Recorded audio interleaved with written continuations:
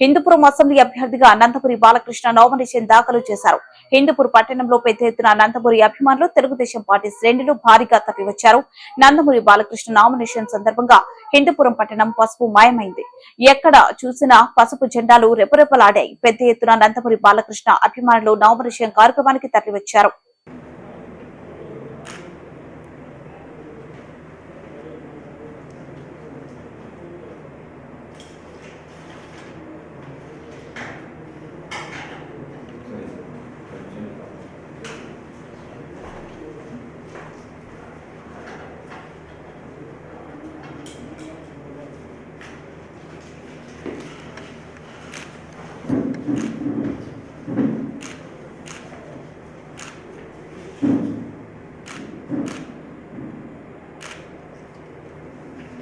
Second.